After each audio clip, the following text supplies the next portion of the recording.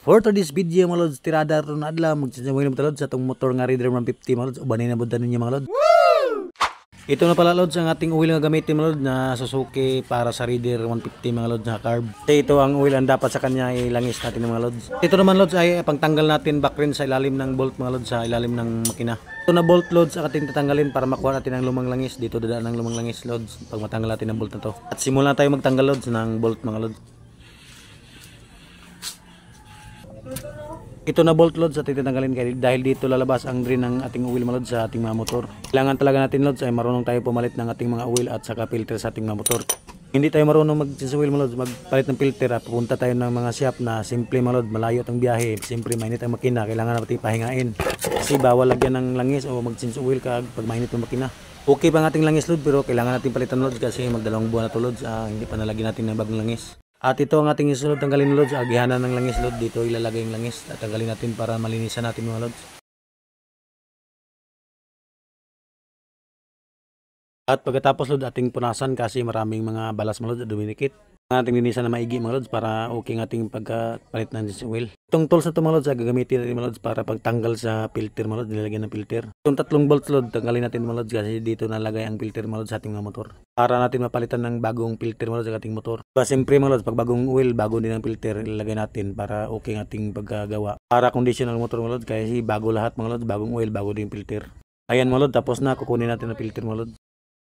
Ayan mga lods, napakaluma talaga ang filter mga lods. Tingnan nyo mga lods, oh, grabe ang itim na talaga. Kailangan talaga siyang palitan na. At ito mga lods, ilinisan natin lods para bago natin ilagay yung bagong filter. At itong butas naman nito lods ay nating lagyan ng hangin lods para mawala ang kanyang lumi sa ilalim mga lods at lumabas.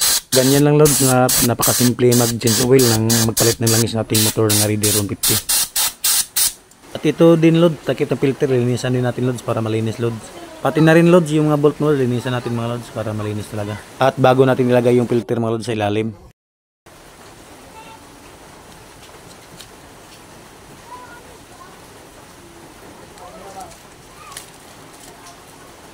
Itong butas ito mga loads, sa ilalim ito ilalagay mga loads. Loads, kita nyo mga loads, yan sa ilalim na ilalagay mga loads. Yan mga loads, tapos na ilalagay natin yung takip sa filter.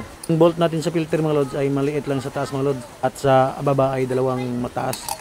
Kamalito kayo mga loads. Higpitan na natin loads.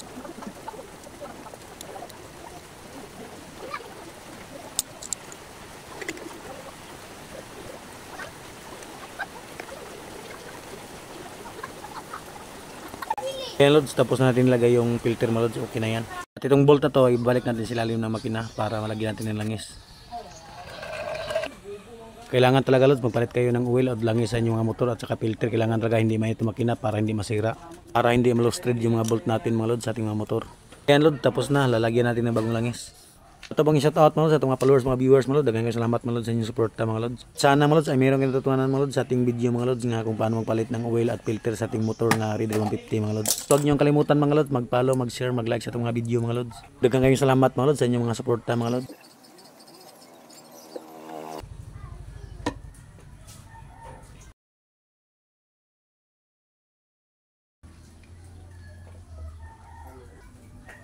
Ayan load, tapos na. Okay na. Try natin banda rin mga load.